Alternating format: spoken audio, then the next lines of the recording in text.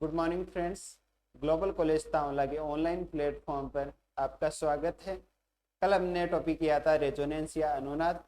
आज हम करेंगे अतिसुयुग्मन या हाइपर कॉन्जुगेशन। चलो आज के टॉपिक की शुरुआत करते हैं।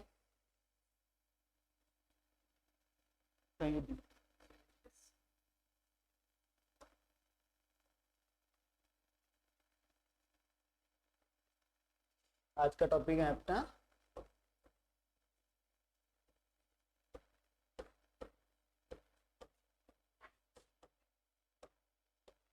अतिसुयुग्मन या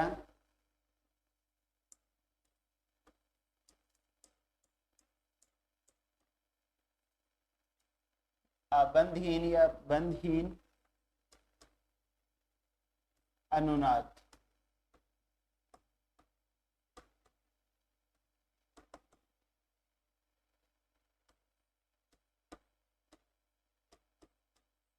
हाइपर कॉन्जुगेशन और नो बॉन्ड रेजोनेंस।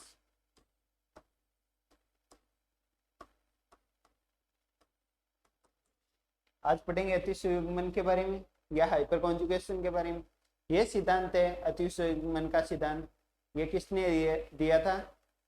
ये दिया था अपने बेकर और नाथन ने। तो इसके बारे में हम पॉइंट लिखते हैं। कॉन्जुगेशन या अतिसुयुग्मन का सिद्धांत यह सिद्धांत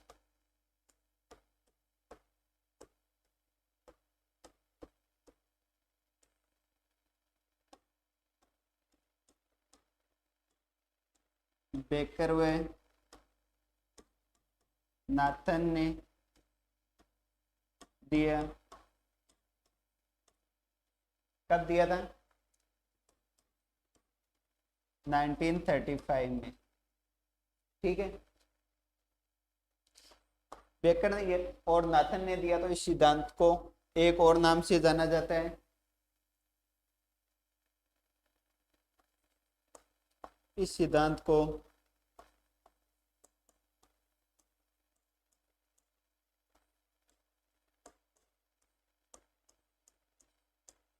बेकर व नाथन प्रभाव भी कहते हैं।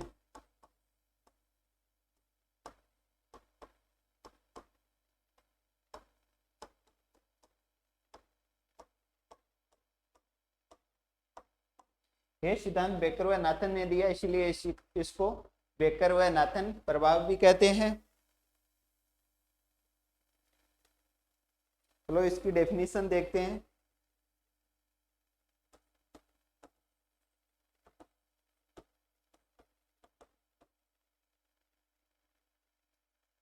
किसी यौगिक के कार्बन और हाइड्रोजन बंध के सिग्मा इलेक्ट्रॉन और यौगिक के पाई इलेक्ट्रॉनों के मध्य जो संयुग्मन होता है उसी को अतिसुयुग्मन कहते हैं।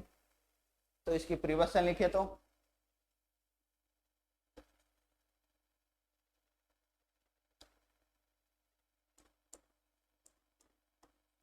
किसी यौगिक के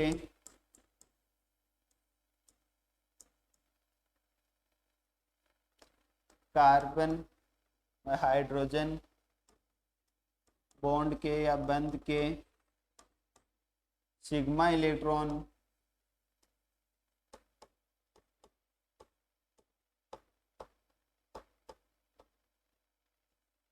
व पाई इलेक्ट्रॉनों के मध्य होने वाले संयुग्मन को पाई इलेक्ट्रॉनों और सिग्मा इलेक्ट्रॉनों के मध्य होने वाले संयुग्मन को अतिसुयुग्मन कहते हैं। होने वाले संयुग्मन को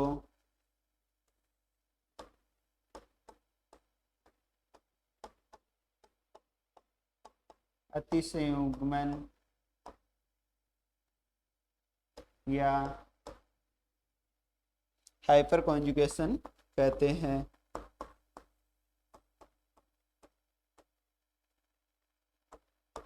हाइपर कॉन्जुगेशन कहते हैं।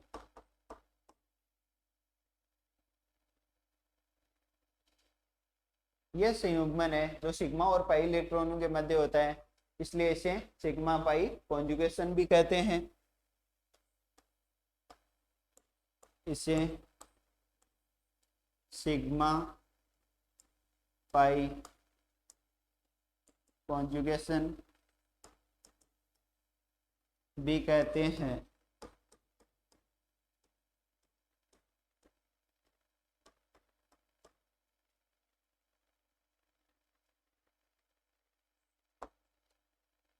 इस प्रक्रिया में सिग्मा बॉन्ड के इलेक्ट्रॉनों का क्या है, ट्रांसफर होता है। तो हाइड्रोजन बॉन्ड है उस पर पॉजिटिव चार्ज आ जाता है हाइड्रोजन परमाणु पे, और उसका बॉन्ड हट जाता है, इसीलिए इसे बॉन्डहीन या बंधहीन कॉन्जुगेशन या रेजोनेंस भी कहते हैं, बंधहीन अनुनाद भी कहते हैं। इसकी लैंग्वेज लिखे तो इसे अबंधहीन या अबंधहीन बोल दो या बंधहीन बोल दो, बात है अबंधहीन अनुनाद या no bond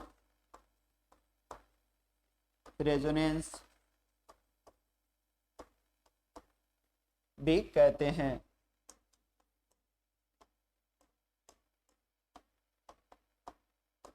no bond resonance क्यों कहते हैं वो अभी देखते हैं। एग्जाम्पल लेते हैं हम एक, प्रोपिलीन या प्रोपीन।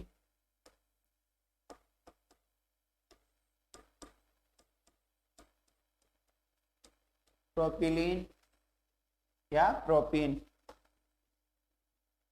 इसकी केमिकल स्ट्रक्चर देखें तो CH3 bond CH double bond CH2। अब इसमें देखते हैं अपन नो बॉन्ड रेजोनेंस या फिर अतिसंयुग्मन। बात एक ही है, ये कार्बन परमाणु है वो 3 हाइड्रोजन परमाणु से जुड़ा हुआ है और एक कार्बन से, और डबल बॉन्ड बना के दूसरे कार्बन से। ये स्ट्रक्चर है इसकी। इसमें क्या होता है कि जो असंतृप्त हाइड्रोकार्बन है, असंतृप्त हाइड्रोकार्बन, हाइड्रोकार्बन क्या होते हैं, कार्बन और हाइड्रोजन से बने हुए यौगिकों को हाइड्रोकार्बन कहते हैं। और हाइड्रोकार्बन होते हैं वो 2 प्रकार के होते हैं, संतृप्त हाइड्रोकार्बन और असंतृप्त हाइड्रोकार्बन। संतृप्त हाइड्रोकार्बन कौन से होते हैं, उस चेन में क्या होता है कि वो एक कार्बन जो सिंगल बॉन्ड होते हैं वो क्या कहलाते हैं, संतृप्त हाइड्रोकार्बन। और असंतृप्त हाइड्रोकार्बन चेन में डबल बॉन्ड या ट्रिपल बॉन्ड होते हैं। तो जो असंतृप्त हाइड्रोकार्बन है उसके पास वाले परमाणु को क्या कहते हैं, या उसके पास वाले कार्बन को क्या कहते हैं, अल्फा कार्बन। तो ये अपना हो गया अल्फा कार्बन। और ये अल्फा कार्बन जितने हाइड्रोजन परमाणु से जुड़ा होता है उन हाइड्रोजन परमाणुओं को क्या कहते हैं अपन, अल्फा हाइड्रोजन परमाणु। तो ये कार्बन परमाणु 3 अल्फा हाइड्रोजन परमाणु से जुड़ा हुआ है और ये सभी से सिग्मा बॉन्ड बना रहा है। और यहाँ पे ये बॉन्ड कौन सा है, पाई बॉन्ड, इसीलिए इसको इनका सिग्मा बॉन्ड का ट्रांसफर होता है और पाई बॉन्ड का ट्रांसफर होता है, तो इसे सिग्मा बाई पाई कॉन्जुगेशन भी कहते हैं। तो देखते हैं इसमें किस प्रकार होता है रेजोनेंस या बॉन्डहीन बंधहीन रेजोनेंस कैसे होता है। ये जो अपने हाइड्रोजन वाले सिग्मा बॉन्ड के इलेक्ट्रॉन है ये क्या होते हैं, यहाँ पे ट्रांसफर होके डबल बॉन्ड फॉर्म करते हैं। और जब यहाँ पे डबल बॉन्ड फॉर्म कर लेंगे तो इस कार्बन की वैलेंसी है वो बढ़ जाएगी, यहाँ पे 2 3 और 4 1 ये 5 हो जाएंगे। तो ये क्या करेंगे, ये पाई बॉन्ड है इसके इलेक्ट्रॉन कहाँ चले जाएंगे, इस कार्बन पे चले जाएंगे। तो इसे देखते हैं स्ट्रक्चर को। ये अपना कार्बन हो गया, अल्फा कार्बन। इससे दो हाइड्रोजन परमाणु या दो अल्फा हाइड्रोजन परमाणु जुड़े हुए हैं, और ये जो एक हाइड्रोजन परमाणु है इसका क्या हुआ, बॉन्ड है, सिग्मा बॉन्ड था, उसके इलेक्ट्रॉन का ट्रांसफर हो गया इधर। तो इसके पास कोई बॉन्ड नहीं बचा, इसके पास कोई बॉन्ड नहीं होगा, तो इसके पास इलेक्ट्रॉनों की कमी आने के कारण इस पे पॉजिटिव चार्ज आ जाएगा, और ये अपने स्थान पर ही रहेगा, इनके मध्य बॉन्ड नहीं होगा, फिर भी ये अपने स्थान पे ही रहेगा हाइड्रोजन परमाणु। और बाकी यहाँ पे ये जुड़ा होगा कार्बन से, वो भी डबल बॉन्ड से जुड़ जाएगा क्योंकि सिग्मा बॉन्ड का ट्रांसफर हुआ है, हाइड्रोजन आ गया। यहाँ पे पाई बॉन्ड का जो है इलेक्ट्रॉन उनका ट्रांसफर हो गया, तो सिंगल बॉन्ड बचेगा, तो ये हो जाएगा अपना CH2। और इसके पास इलेक्ट्रॉन की अधिकता होगी क्योंकि पाई बॉन्ड के जो इलेक्ट्रॉन थे उनको ये अकेला ले लिया, तो इस पे नेगेटिव चार्ज आ जाएगा। ये इसकी होगी फर्स्ट नो बॉन्ड रेजोनेंस की स्ट्रक्चर, या फर्स्ट स्ट्रक्चर होगी इसकी। इसी प्रकार क्योंकि ये फर्स्ट अल्फा हाइड्रोजन के लिए था, तो ये तीनों अल्फा हाइड्रोजन के लिए बारी बारी होगा। तो ये इनको देखते हैं।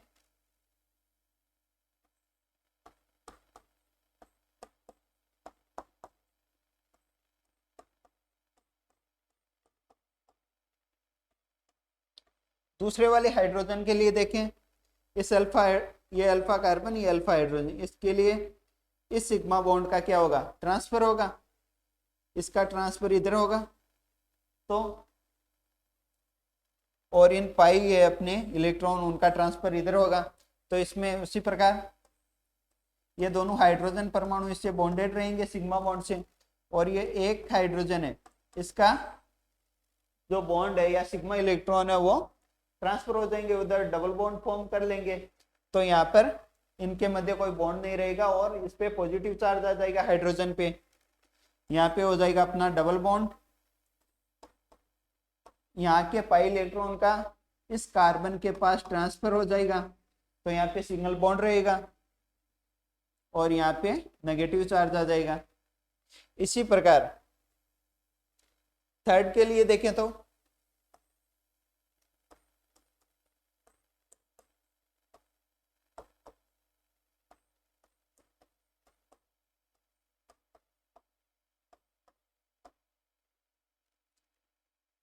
थर्ड अल्फा हाइड्रोजन के लिए देखते हैं, उसके सिग्मा इलेक्ट्रॉन यहाँ पे बॉन्ड फॉर्म कर लेंगे और पाई इलेक्ट्रॉन इस कार्बन पे आ जाएंगे। तो इसी प्रकार इसी में दो हाइड्रोजन परमाणु के साथ सिग्मा बॉन्ड से, और तीसरे वाले का बॉन्ड का क्या होता है, ट्रांसफर हो जाता है। तो इस पे आ जाएगा पॉजिटिव चार्ज हाइड्रोजन पे, और यहाँ पे एक पाई बॉन्ड है उसका ट्रांसफर हो जाएगा इस कार्बन पे, तो इस पे आ जाएगा अपने पास नेगेटिव चार्ज। तो ये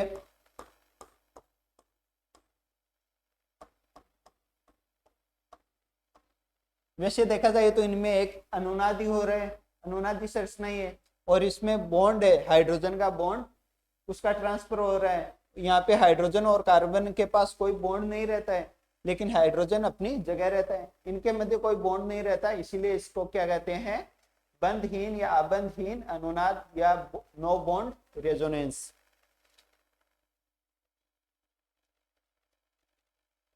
अब इन स्ट्रक्चर के आधार पे इसके कंक्लूजन निकालते हैं।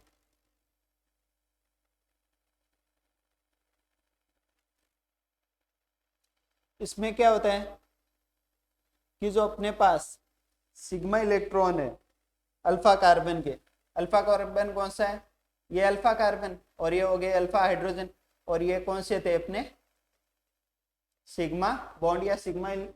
अब सिग्मा बॉन्ड के ये जो सिग्मा इलेक्ट्रॉन है अल्फा कार्बन वाले के, इनका क्या होता है, ट्रांसफर होता है, किस तरफ होता है, पाई इलेक्ट्रॉन की तरफ या पाई बॉन्ड की तरफ होता है, ट्रांसफर होता है। तो इसका फर्स्ट पॉइंट क्या होगा अपने कि इसमें अल्फा कार्बन से, इसमें अल्फा कार्बन से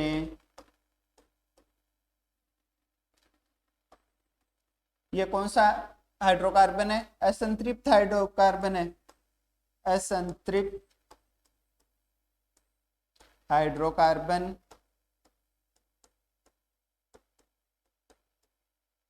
असंतृप्त हाइड्रोकार्बन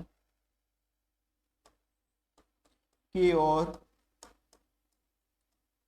असंतृप्त हाइड्रोकार्बन की ओर किसका ट्रांसफर होगा? सिग्मा इलेक्ट्रॉन का, सिग्मा इलेक्ट्रॉन्स का ट्रांसफर होता है या स्थानांतरण होता है।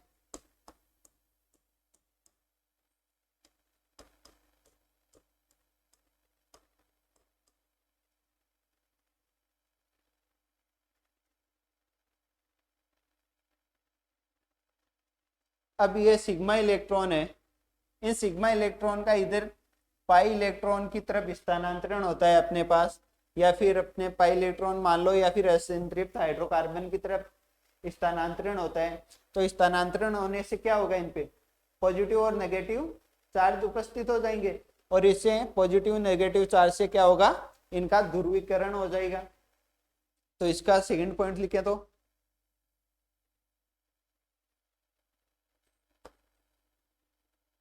सेकंड पॉइंट है सिग्मा इलेक्ट्रॉनों का पाई इलेक्ट्रॉनों की तरफ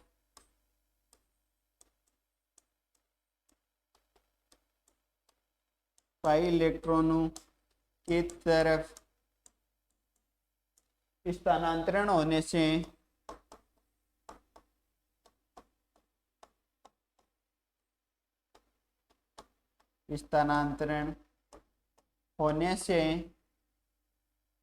क्या होगा? स्थानांतरण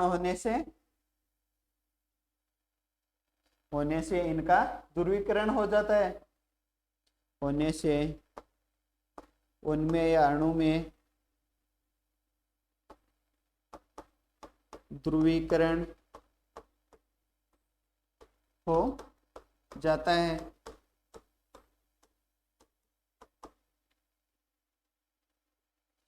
ये जो अपनी संरचनाएं बनती है इनको क्या कहते हैं? अति संयुग्मित संरचनाएं। जो तीनों संरचनाएं बनी थी अपने, ये तीनों संरचनाएं फर्स्ट सेकंड और ये थर्ड, ये तीनों संरचनाएं क्या कहलाती है अपनी? हाइपर कॉग्निटिव या स्ट्रक्चर या अति संयुग्मित संरचनाएं।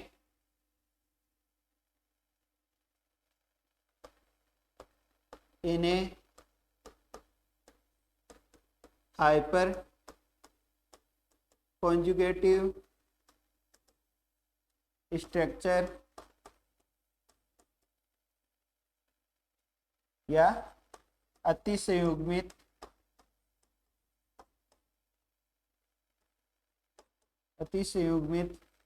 संरचनाएं कहते हैं।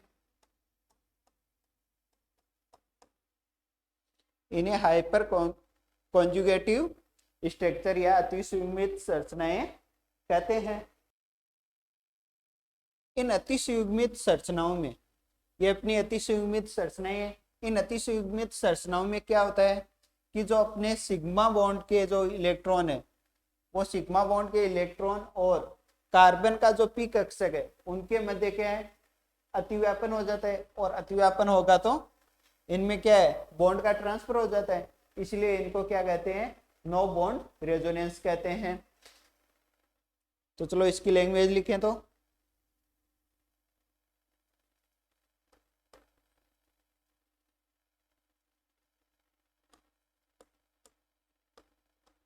कुछ अति संयुग्मित या अनुनादी संरचनाओं में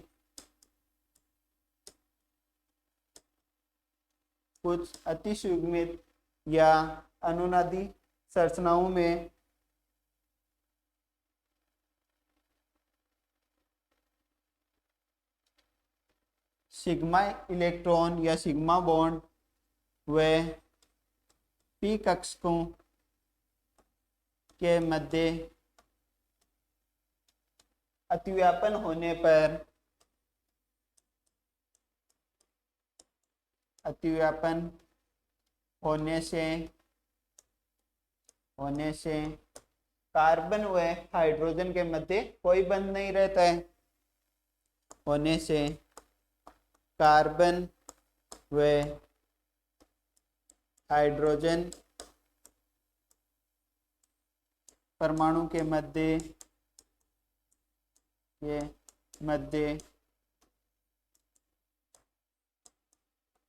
कोई बंध नहीं रहता है।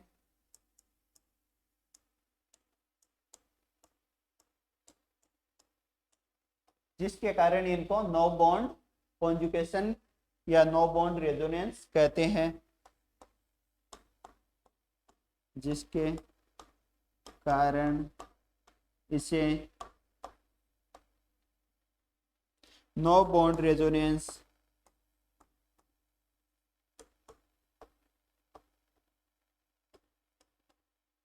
या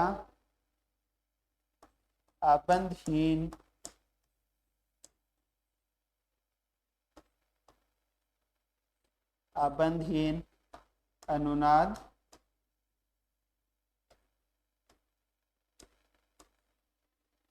भी कहते हैं।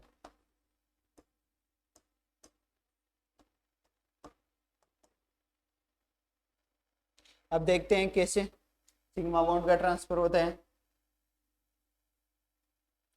ये अपना कार्बन परमाणु है फर्स्ट, उससे क्या है 3 हाइड्रोजन जुड़े हुए हैं, फर्स्ट सेकंड और ये थर्ड।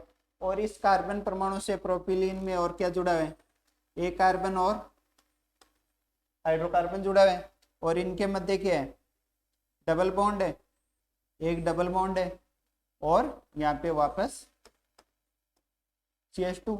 यही है इसकी संरचना, या इसको ऐसे ले लो।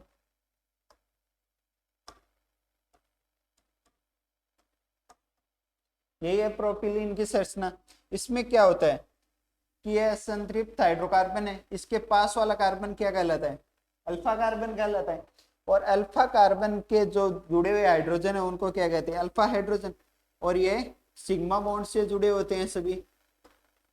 और जो सिग्मा बॉन्ड से जुड़े होते हैं तो ये जो इसके 2 इलेक्ट्रॉन है इनको क्या कहते हैं, सिग्मा इलेक्ट्रॉन।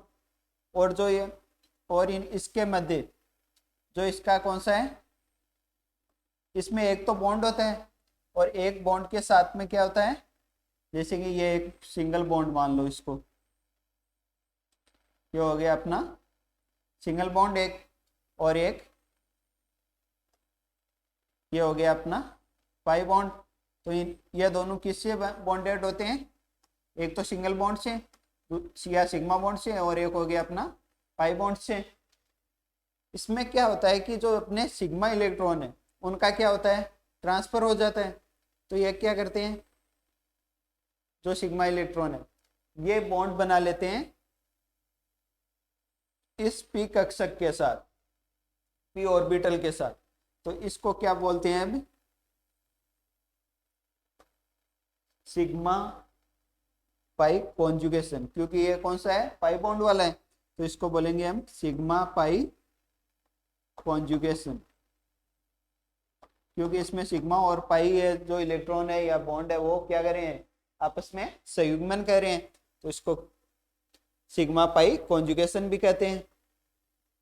ये हो गया अपना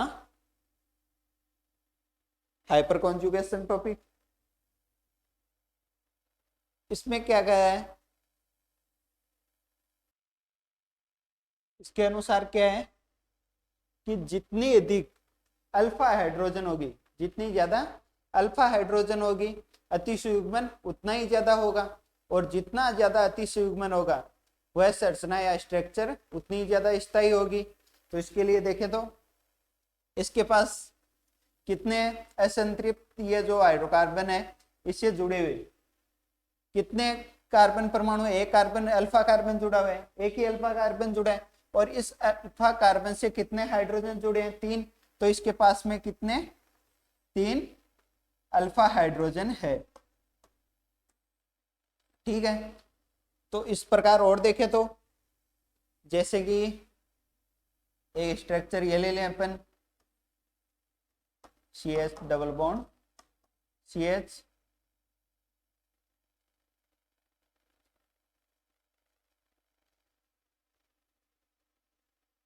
हाँ ये ले लो CH, और इनसे ये जुड़ गया एक, और ये हो गया दूसरा। तो अब देखें तो इसमें कितने अल्फा कार्बन है, इसमें नंबर ऑफ अल्फा कार्बन है एक, ये हो गया, और ये हो गया, क्योंकि ये भी असंतृप्त है और इसके पास वाला कार्बन क्या हुआ, अल्फा कार्बन, और इसके पास वाला क्या हुआ, अल्फा कार्बन। तो इसके पास कितने हैं, 2 अल्फा कार्बन है, और 2 अल्फा कार्बन है तो हाइड्रोजन कितने हुए, अल्फा हाइड्रोजन, 3 अल्फा हाइड्रोजन ये हो गए और 3 ये, तो इसके पास नंबर ऑफ अल्फा हाइड्रोजन कितने हैं, अल्फा हाइड्रोजन इसके पास होंगे 6। इसी प्रकार कोई नेक्स्ट स्ट्रक्चर ले,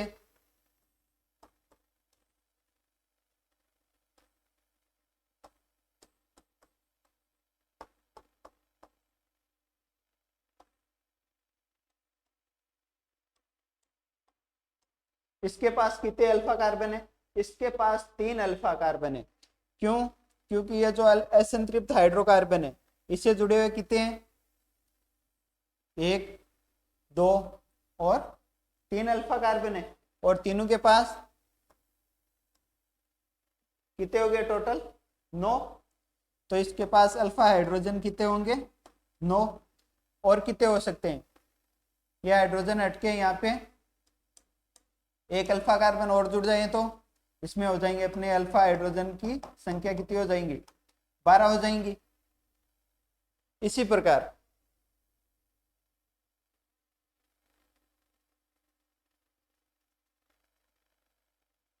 इसकी लैंग्वेज लिखे तो जितनी अधिक अल्फा हाइड्रोजन होगी उतना ही अधिक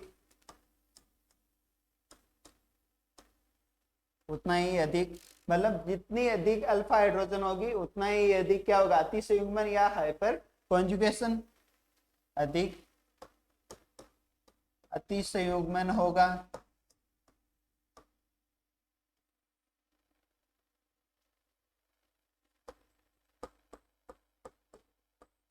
और जितना अधिक अतिसंयुग्मन होगा, जितना अधिक अतिसंयुग्मन होगा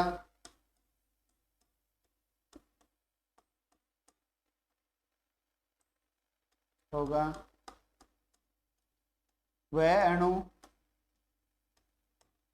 अतिसंयुग्मन अधिक होगा तो वह अणु उतना ही ज्यादा स्थायी होगा, वह अणु उतना ही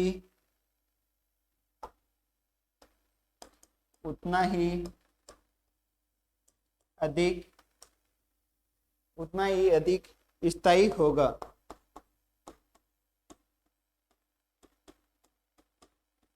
मतलब स्थायित्व, stability is directly proportional to alpha hydrogen या नंबर ऑफ अल्फा हाइड्रोजन, किसके लिए, केवल हाइपर कॉन्जुगेशन के लिए,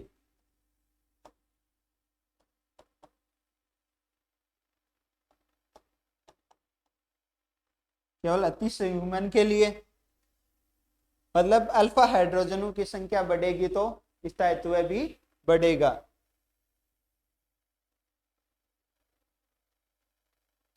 अब एक अतिसंयुग्मन का उदाहरण और देखें तो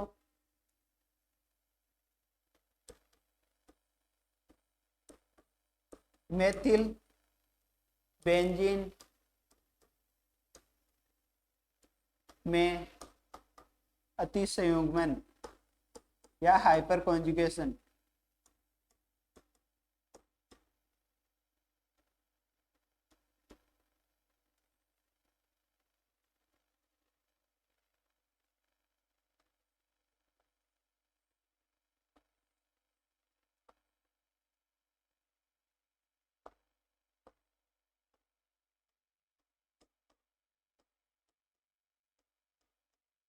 ये संरचना है अपनी मेथिल बेंजीन की, मेथिल बेंजीन। इसका एक अन्य नाम भी है,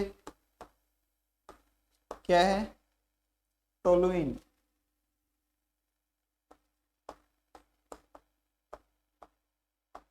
मेथिल बेंजीन को क्या कहते हैं? टोलुइन भी कहते हैं। इसमें अगर कॉन्जुगेशन हो तो इसमें कॉन्जुगेशन किस प्रकार होगा? जैसे कि इस डबल बॉन्ड से जुड़ा हुआ कौन सा कार्बन है? ये। तो ये कौन सा हो गया? अपना अल्फा कार्बन हो गया। और इन अल्फा कार्बन से जुड़े हुए जो हाइड्रोजन है वो अल्फा हाइड्रोजन, मतलब इस पे 3 अल्फा हाइड्रोजन प्रेजेंट है। और 3 अल्फा हाइड्रोजन है मतलब 3 अतिसुगमन होगा या 3 अतिसुगमित स्ट्रक्चर बनेगी। तो इसके लिए देखें तो जो पहला सिग्मा बॉन्ड है उसके इलेक्ट्रॉन्स यहाँ पे ट्रांसफर होंगे और मतलब ये असंतृप्त कार्बन है डबल बॉन्ड वाला, उसकी तरफ क्या होंगे? पाई बॉन्ड की तरफ इधर ट्रांसफर होंगे और ट्रांसफर होके यहाँ पे क्या बनाएंगे? डबल बॉन्ड का फॉर्मेशन करेंगे। तो यहाँ पे क्या होगा? नंबर ऑफ कार्बन, मतलब कार्बन के पास वैलेंसी ज्यादा हो जाएगी, संयोजकता। तो ये क्या करेगा? ये जो डबल बॉन्ड है इसके इलेक्ट्रॉन को यहाँ ट्रांसफर कर देगा। तो इसके फलस्वरूप जो स्ट्रक्चर बनेगी वो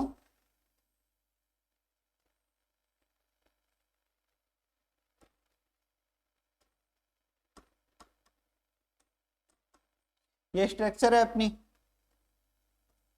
और इसमें क्या हुआ है? यहाँ का जो बॉन्ड था अपना सिग्मा बॉन्ड, उसके इलेक्ट्रॉन्स यहाँ के क्या करेंगे? डबल बॉन्ड बनाएंगे। तो इसकी वैलेंसी कार्बन की ज्यादा हो जाएगी। यहाँ पे डबल बॉन्ड था तो इस डबल बॉन्ड के यहाँ आ जाएंगे। तो यहाँ क्या होगा? इलेक्ट्रॉन आने पे इलेक्ट्रॉन ज्यादा हो जाएंगे तो नेगेटिव चार्ज आ जाएगा। और यहाँ पे जो अपना हाइड्रोजन था वो किसी बॉन्ड से बॉन्डेड नहीं होगा और इसके इलेक्ट्रॉन चले गए तो इस पे कौन सा चार्ज आ जाएगा? पॉजिटिव चार्ज आ जाएगा। एक स्ट्रक्चर ये हो जाएगी। सेकंड स्ट्रक्चर देखे तो इसी में देख लो, दूसरे वाले हाइड्रोजन के लिए देखेंगे तो इसी प्रकार यहाँ आएंगे उसके दूसरे वाले के। तो सेकंड स्ट्रक्चर कैसे बनेगी?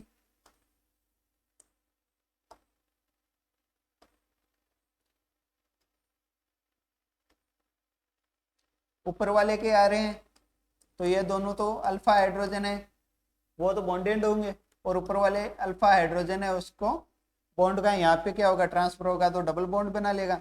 और यहाँ का जो डबल बॉन्ड था वो ट्रांसफर होके यहाँ इलेक्ट्रॉन आ जाएंगे इस कार्बन के पास। तो यहाँ पे कौन सा चार्ज आ जाएगा? नेगेटिव। और यहाँ के जो इलेक्ट्रॉन थे अल्फा, मतलब अल्फा बॉन्ड वाले या अल्फा इलेक्ट्रॉन थे, वो यहाँ के डबल बॉन्ड फॉर्म कर लिया। तो हाइड्रोजन के पास इलेक्ट्रॉन की कमी आ गई तो इस पे पॉजिटिव चार्ज हो जाएगा। इसी प्रकार 2 अल्फा हाइड्रोजन के लिए देख लिया, थर्ड अल्फा हाइड्रोजन के लिए और एक संरचना या स्ट्रक्चर और बनेगी।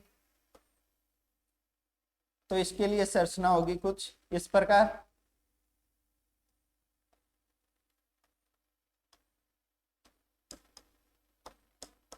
दोनों अल्फा हाइड्रोजन इस परमाणु से या कार्बन परमाणु से जुड़े हुए हैं। और यहाँ वाला हाइड्रोजन था उसके जो सिग्मा बॉन्ड के इलेक्ट्रॉन थे उनका ट्रांसफर कहाँ हो गया? यहाँ हो गया। तो इस हाइड्रोजन के पास इलेक्ट्रॉन की कमी होने पर पॉजिटिव चार्ज आ जाएगा। और यहाँ का जो अपना था जो बॉन्ड, उसके जो बॉन्ड के इलेक्ट्रॉन, पाई बॉन्ड के इलेक्ट्रॉन थे वो यहाँ आ गए तो यहाँ पे इलेक्ट्रॉनों की अधिकता होने से नेगेटिव चार्ज आ जाएगा। तो ये कौन सी संरचना होगी? मेथिल बेंजीन में हाइपर कॉन्जुगेशन की। तो हाइपर कॉन्जुगेशन का एक चैप्टर यहाँ कंप्लीट होता है। इसमें कुछ और देखते हैं। इसमें हम देखते हैं कार्बोकेटाइन, कार्बोकेटाइन या कार्बोदेनाइन। कार्बोकेटाइन को हिंदी में क्या कहते हैं? कार्बोदेनाइन।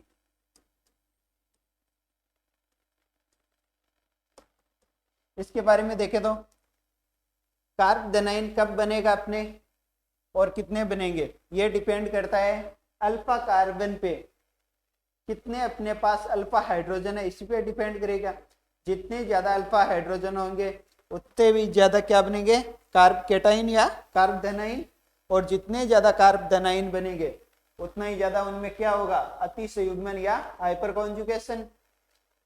तो ये बोल सकते हैं कि अल्फा का कार्ब कैटाइन या कार्ब धनाइन बढ़ेंगे तो अतिसयुग्मन भी ज्यादा होगा, और अतिसयुग्मन ज्यादा होगा तो स्थायित्व भी अधिक होगा।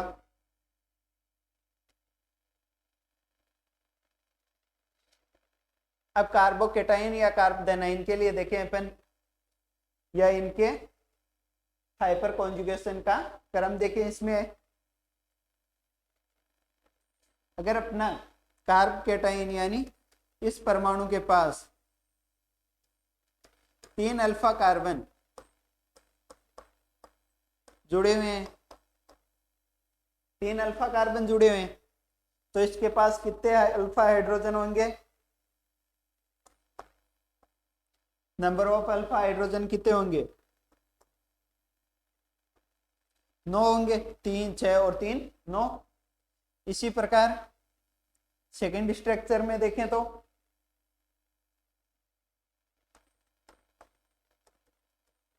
जब इसके पास 2 अल्फा कार्बन प्रेजेंट हो इस पे, और 2 अल्फा कार्बन के पास कितने अल्फा हाइड्रोजन होंगे? 3 और 3 6। तो number of alpha hydrogen is equal to 6 second structure के लिए। अब थर्ड देखें,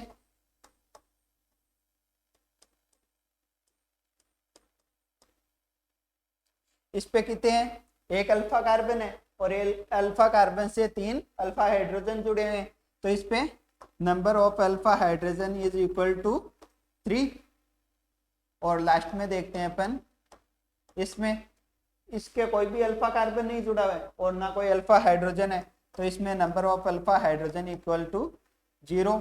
और 0 होगा तो मतलब इसमें अतिसयुग्मन या हाइपर कॉन्जुगेशन नहीं होगा।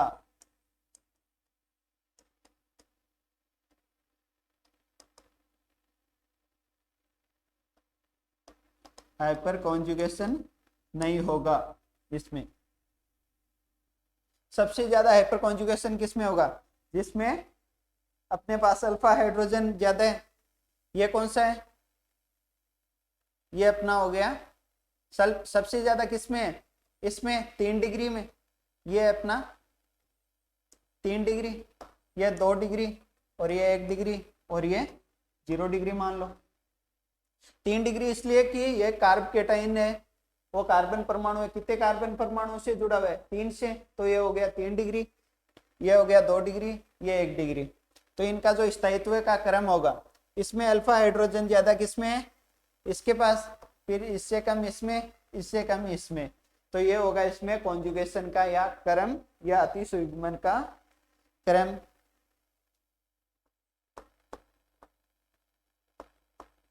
Order of conjugation, order of conjugation या अतिसयुग्मन का क्रम क्या होगा? 3 डिग्री में क्या होगा कॉन्जुगेशन सबसे ज्यादा, 2 डिग्री में कम, 1 डिग्री में कम, और 0 डिग्री में होगा ही नहीं, तो सबसे कम 0 डिग्री में। तो ये होगा इनका अतिसयुग्मन का क्रम।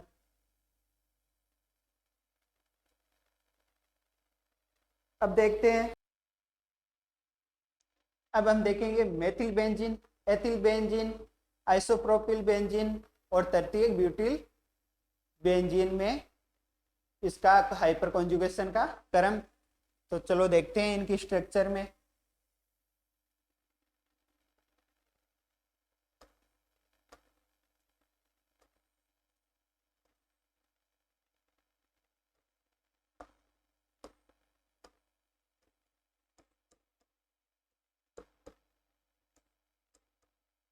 ये किसकी संरचना है?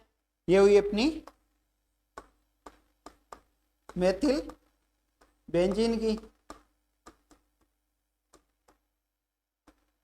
या इसको एक नाम और दिया था अपन ने, क्या दिया था? टोलुइन। इसका दूसरा नाम होता है टोलुइन। इसमें क्या है? असंतृप्त हाइड्रोकार्बन यानी डबल बॉन्ड वाले कार्बन के पास में जो कार्बन है उसके पास कितने हाइड्रोजन परमाणु है? 3 हाइड्रोजन परमाणु है। मतलब नंबर ऑफ अल्फा हाइड्रोजन कितने हैं इसके पास, नंबर ऑफ अल्फा हाइड्रोजन है वो कितने हैं, 3। अब देखते हैं, ये हो गया मेथिल बेंजीन में। अब देखते हैं एथिल बेंजीन के लिए।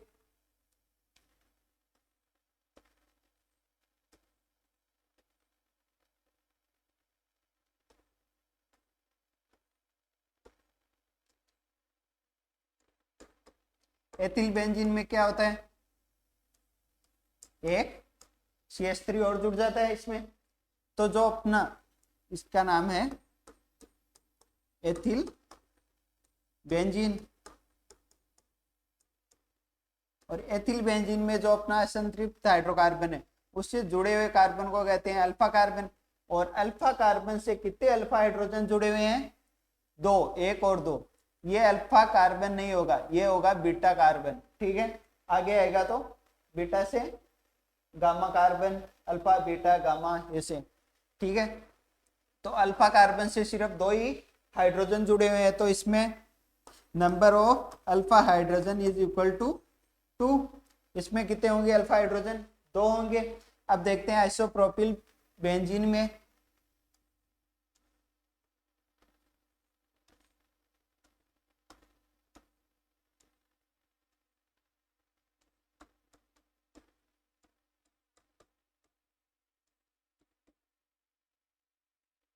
इसका नाम हो गया आइसोप्रोपिल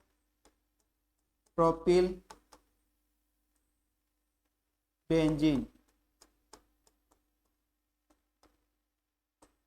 आइसोप्रोपिल बेंजीन के जो असंतृप्त हाइड्रोकार्बन है उससे जुड़ा हुआ कार्बन को कहते हैं अल्फा कार्बन। और अल्फा कार्बन से कितने हाइड्रोजन जुड़े हुए हैं, या अल्फा हाइड्रोजन जुड़े हुए हैं, 1। तो इसमें number of alpha hydrogen is equal to 1 होगा। अब लास्ट देखते हैं अपन 38 ब्यूटिल बेंजीन में। 38 ब्यूटिल बेंजीन में ये अल्फा कार्बन है वो 3 मेथिल ग्रुप से जुड़ा हुआ है, और इस पे के पास कितने, मतलब असंतृप्त कार्बन के पास वाला कार्बन अल्फा कार्बन हो गया। और अल्फा कार्बन से कितने अल्फा हाइड्रोजन जुड़े हुए हैं, 1 भी नहीं है, मतलब 0 है। तो इसके पास number of alpha hydrogen is equal to 0। और जो स्थायित्व होता है वो सबसे ज्यादा किसका होगा, जिसमें हाइपर कॉन्जुगेशन सबसे ज्यादा हुआ हो। और हाइपर कॉन्जुगेशन सबसे ज्यादा किसमें होगा, जिसके पास अल्फा हाइड्रोजन सबसे ज्यादा हो। तो हम स्थायित्व का क्रम देखें तो अल्फा हाइड्रोजन सबसे ज्यादा किसके पास है, मेथिल बेंजीन के पास, उससे कम एथिल बेंजीन के पास, उससे भी कम आइसोप्रोपिल बेंजीन के पास, और सबसे कम या 0 किसके पास है, 38 butyl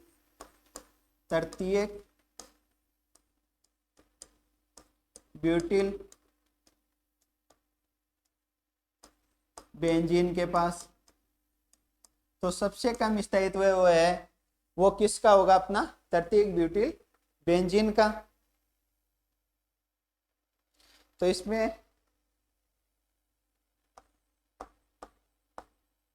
order of hyper conjugation,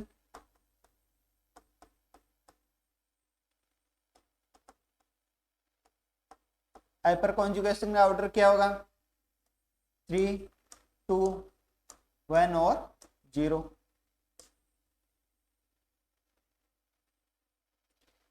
ये अपना टॉपिक हाइपर कॉन्जुगेशन या अतिसुयुग्मन यहाँ खत्म होता है। कल नेक्स्ट चैप्टर करेंगे हम हाइड्रोजन बॉन्ड। Thank you.